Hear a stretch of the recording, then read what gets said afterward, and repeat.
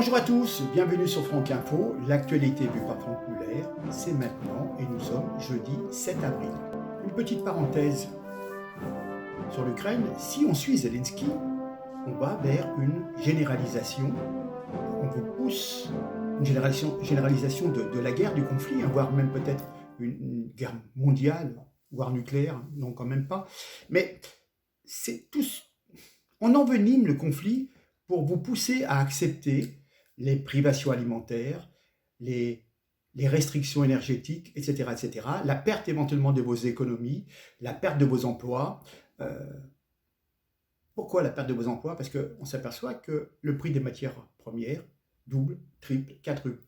Donc un petit fabricant français qui achète son inox, son acier, etc., diverses matières premières, à un moment, il pourra plus se placer compte tenu de l'augmentation faramineuse de ces matières, de ces minerais, etc., etc., et de l'énergie, de l'électricité, du gaz qui sert aussi à faire tourner les machines. Vous voyez, donc du coup, on risque encore de perdre encore plus d'emplois. Tout ça pour satisfaire les ambitions des multinationales américaines, bancaires, et notamment aussi tous les fabricants d'armes de guerre. Alors là, c'est un marché, c'est fantastique. Quand on entend le bruit du canon, les actions montent. Voilà.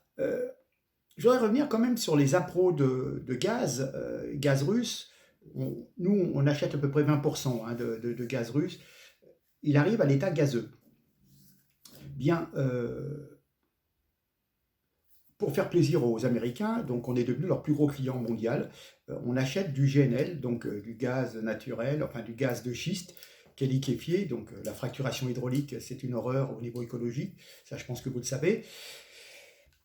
Il arrive par bateau, par des méthaniers, et il est débarqué dans des ports. Voilà. Donc il faudrait beaucoup plus, des centaines, voire des milliers de bateaux spécialisés, des méthaniers, pour transporter l'équivalent de, de ce qui est vendu par les Russes. On est bien d'accord. Voilà. En plus, c'est plus cher, et puis il y a des coûts supplémentaires, c'est que ce gaz arrive liquide, donc il faut le passer en traitement, en usine, pour le régasifier, qu'il soit de nouveau volatile. Alors que quand il arrive en gazoduc de Russie, il est volatile à l'état naturel. Voilà. Donc il y a un coût. Puis il n'y a pas de problème, les Russes continuent de livrer le gaz. Et vous allez comprendre pourquoi, c'est incroyable. C'est incroyable ce qui se passe. C'est-à-dire qu'il suffirait de payer en roubles, il n'y aurait pas de problème d'approvisionnement. Mais comme on veut faire la forte tête et on veut faire pression sur Poutine, qui lui n'en a rien à foutre, c'est le cas de le dire. Voilà. Alors je vais vous expliquer quelque chose. Il y a un gazoduc, il y a 2 ou 3 gazoducs, puis le quatrième est bloqué pour l'instant. Il y en a un qui traverse l'Ukraine qui s'appelle Brotherhood Fraternité. Bon. C'est une nouvelle quand même sensationnelle, on découvre que le gaz continue d'être délivré à travers l'Ukraine, qu'il approvisionne l'Allemagne, puisque 30% du gaz consommé en Europe passe par l'Ukraine. Donc, du coup, l'Ukraine gagne de l'argent sur le gaz russe. De deux manières, ils se servent, ils prélèvent du gaz suivant leurs besoins. Donc ça alimente beaucoup, des millions de foyers ukrainiens sont approvisionnés par ce gaz russe et en bénéficient toujours parce que la Russie n'a pas coupé les robinets. Et en plus, donc, ils touchent de l'argent dessus, le droit de passage, qui fait quand même à peu près 2 milliards à l'année, pour je ne sais combien de milliards de mètres cubes de gaz qui passent dans ce gazoduc. Donc voilà. Donc le gaz arrive de Russie. Les Ukrainiens n'ont pas fermé les vannes. Ils continuent d'être payés par les Russes. C'est un cas absolument unique dans l'histoire des conflits, dans l'histoire des guerres. Ça ne s'est jamais vu. Voilà. C'est-à-dire que le même Zelensky vient en Europe, nous culpabilise, nous incrimine en nous disant « Oui, l'air de dire, vous sentez le gaz, c'est le gaz de la honte, vous avez les mains couvertes du sang des Ukrainiens parce que vous achetez du gaz en Russie. » Mais ce qu'il oublie de dire, et là c'est une espèce de double jeu, c'est que lui-même touche 2 milliards par an d'euros de royalties, de droits de passage, de péage pour ce gaz, et que lui-même en plus en prélève au passage, qui alimente beaucoup de foyers ukrainiens qui peuvent se chauffer grâce à cela. Donc vous voyez Alors, je vais vous mettre une petite vidéo. L'excellent Vincent Houerou, vous allez voir. Moi, je veux dire, il y a un truc qui m'a... La nouvelle la plus sensationnelle depuis quelques jours sur l'Ukraine, c'est cette histoire de gaz. C'est le fait que Poutine exige d'être payé en roubles et donc montre que les sanctions, il s'en moque, et que par ailleurs, on découvre que le gaz continue d'être délivré à travers l'Ukraine. 30% du gaz consommé en Europe passe par les gazoducs ukrainiens. Et il paye l'Ukraine. Et donc, il paye l'Ukraine de deux manières, en royalties d'une part, et d'autre part, en les laissant se servir et prélever, ce qui permet de chauffer les foyers ukrainiens. Combien de foyers ukrainiens ? 12 millions de familles de foyers ukrainiens sont fournis avec ce gaz. Combien de compteurs ont été arrêtés après les destructions ? Quand un pâté de maison est visé par les missiles, évidemment, on coupe le gaz. Et d'ailleurs, il y a toujours sur place des ouvriers pour le faire, des employés de la grande entreprise. Combien ? 300 000. 300 000 sur 12 millions. Ça fait quoi ?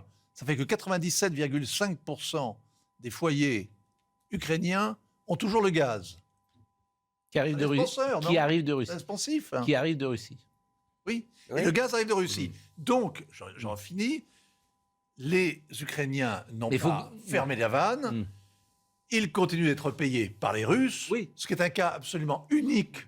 Et comment vous décodez un parallèle, je n'en ai pas trouvé. Et comment vous décodez ça ? La dernière chose, c'est que le même Zelensky vient en Europe et nous culpabilise, nous incrimine en disant c'est du gaz. Nous, on continue à avoir du gaz russe. Vous sentez le gaz, c'est le gaz de la honte. Et vous avez les mains couvertes du sang des Ukrainiens. On peut aller plus loin. C'est clair. Donc, on fait beaucoup de cinéma, on envoie des gens se faire tuer, et puis pour en fin de compte s'apercevoir que quand il y a les finances, il y a les finances. Hein, et puis il y a des prises de posture, vous voyez, devant les caméras. Mais ce qu'il oublie de dire, le Zelensky, c'est qu'il touche 2 milliards par an des Russes, et que son peuple se chauffe grâce au gaz russe récolté gratuitement. Bref, je ferme la parenthèse sur ce malheureux, tragique conflit. Je reviens sur Macron à l'Arena. Bon, j'ai encore vu d'autres images, c'était vraiment vide. Enfin bon, incroyable le peu de monde qu'il y avait. Mais je voudrais revenir. Notre projet est un projet d'indépendance et de puissance française. Il faudrait quand même se rappeler qu'il a permis la vente du cimentier Lafarge aux Suisses. C'était notre fleuron national, qui donc était totalement absorbé par son associé Holcim. Alcatel est parti chez les Finlandais. Essilor, les Verts, et Peugeot PSA sont désormais pratiquement sous giron italien. Alstom et Technip sont devenus américains, nous faisant perdre au passage des brevets et la souveraineté stratégique civile et militaire. Il faut le faire. Hein. On parle de démanteler Engie, l'EDF, on voulait la diviser en 3, l'EDF. Hein. Les aéroports de Paris sont en cours de démantèlement aussi. Souvenez-vous que les premières frontières françaises sont les aéroports de Roissy et Orly. Donc, les confier à des actionnaires certainement étrangers, c'est les frontières de la France. Vous voyez ? Bon. Donc, égal à lui-même, Macron ne cesse de raconter l'exact contraire de ce qu'il fait. Encore 5 ans avec lui et notre pays ne nous appartient plus. Et il faut absolument changer d'orientation, renouer avec un régalien gaulliste, avec la maîtrise des frontières, des infrastructures, l'aménagement du territoire, la décentralisation et la souveraineté nationale en matière de défense. Hein. D'ailleurs, Macron, déjà sous Hollande, comme secrétaire général adjoint de l'Élysée, puis ministre, n'aura de cesse de dilapider cet héritage gaulliste historique qui a assuré, jusqu'à il y a quelques années, les indépendances alimentaires, énergétiques et militaires du pays. Voilà. Hein. Et maintenant, il nous parle comme s'il n'a pas été président pendant 5 ans, et si c'était un nouveau projet. C'est-à-dire qu'il va réparer toutes ses propres ruines, faire le contraire de ce qu'il a fait durant 5 ans. Voilà. N'oublions pas que Macron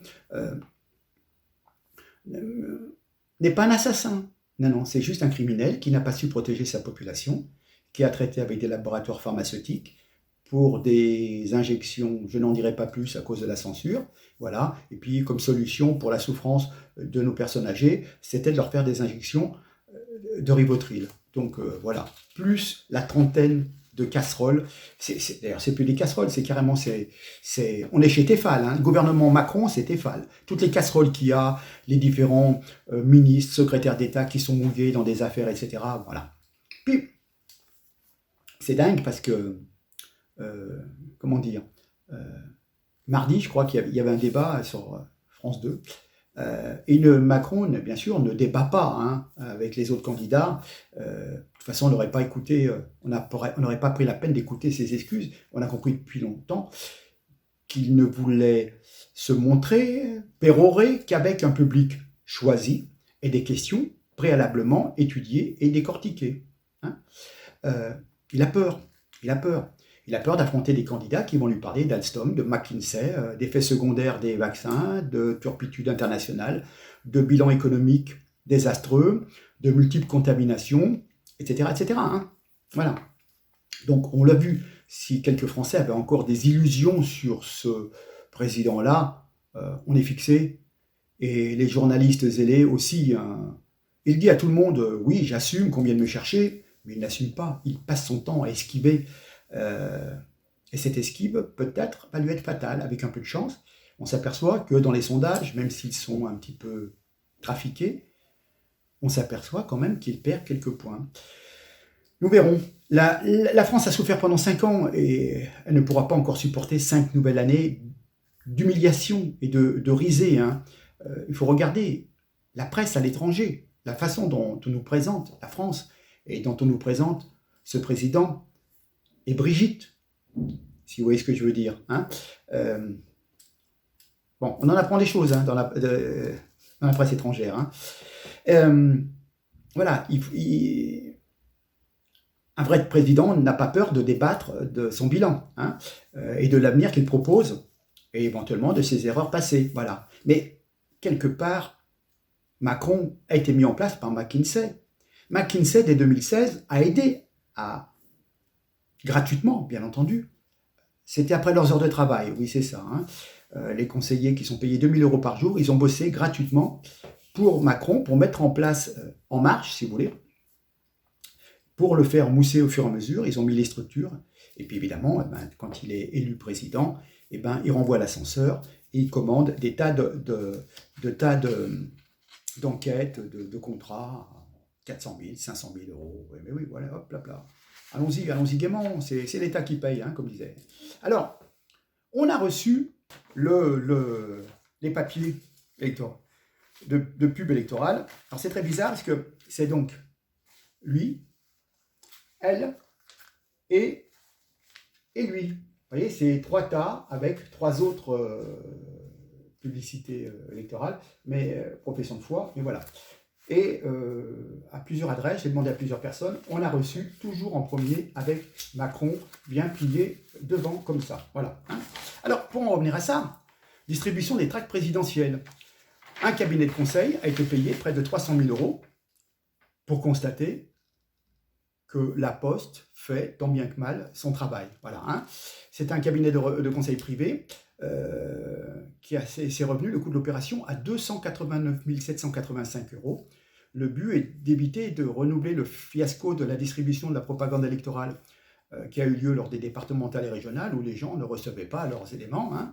C'est un fiasco sans précédent. Donc il y avait une commission d'enquête qui a été mise en place et c'était distribué, il y avait un marché qui avait été pris par Adrexo. Adrexo, ce sont des gens qui emploient souvent un petit peu des chômeurs qui viennent avec leur petite charrette, leur petit caddie et qui vous mettent dans vos boîtes aux lettres les pubs pour les hypermarchés, les magasins de meubles, etc. etc. D'accord. Bon. Et il s'est aperçu qu'effectivement, ces gens sont payés au lance-pierre, on leur donne une montagne et quand vous passez 7 ou 8 heures par jour à mettre des prospectus dans les boîtes aux lettres, quand il vous en reste, alors quand vous voyez que c'est les choses, élections, les gens les ont balancés. Voilà, hein. Ce qui fait qu'il y a eu des endroits où on a trouvé des tas et des tas de papiers électoraux dans les poubelles, même dans les forêts, etc. Les gars, ils ont terminé. Je me lave les mains. Hop, voilà. Donc, il a fallu, si vous voulez, payer un cabinet de conseil qui, je n'ai plus le nom d'ailleurs, Et ce cabinet de conseil nous a dit qu'en fin de compte, mine de rien, il aura fallu, je ne sais pas combien de temps, enfin il aura fallu 289 000 € pour nous dire que c'était la Poste qui faisait encore le meilleur boulot. Ben oui, il y a quand même une structure, etc. etc. C'est la Poste. Conclusion, la Poste reste le seul prestataire affecté à la distribution de la propagande électorale. Donc vous voyez, on veut faire de la concurrence, etc. etc.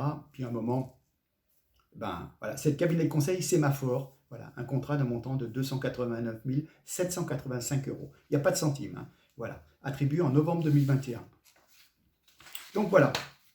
Donc il faut arrêter. Hein, faut arrêter. Il y a suffisamment de gens compétents pour savoir.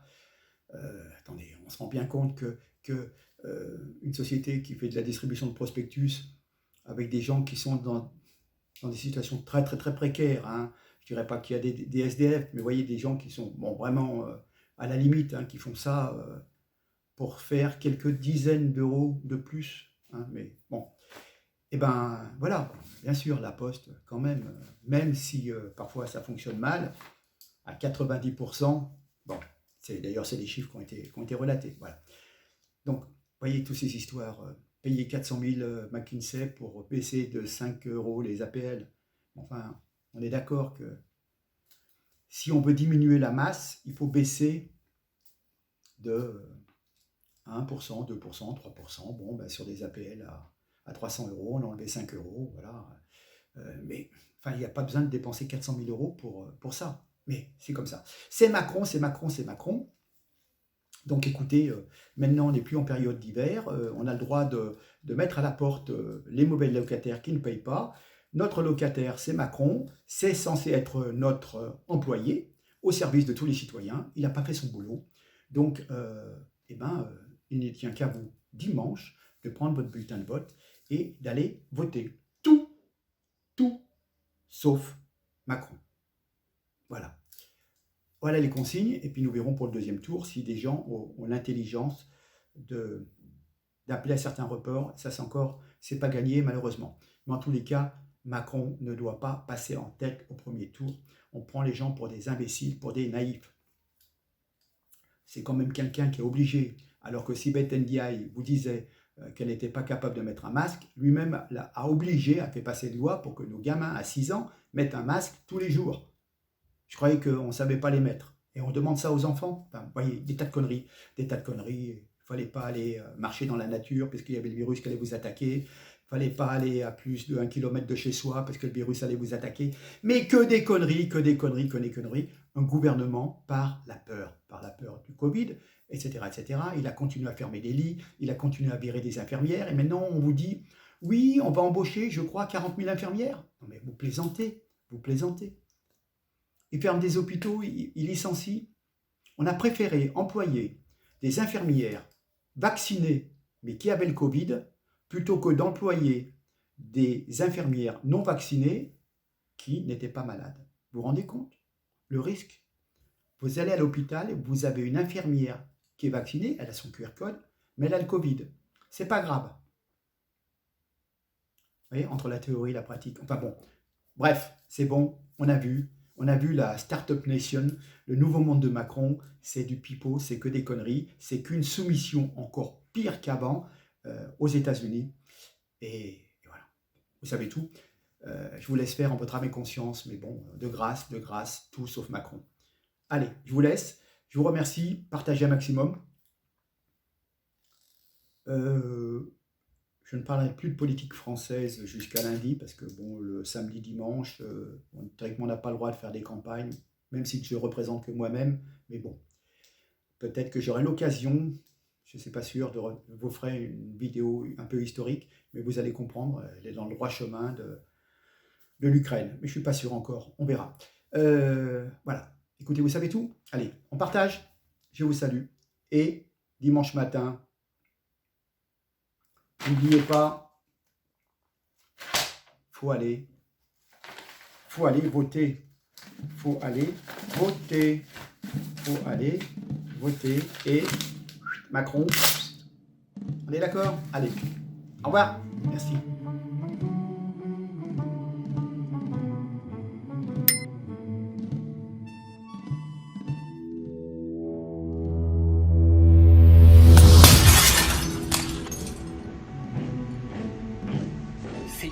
par le mérite et l'effort qu'on y arrive.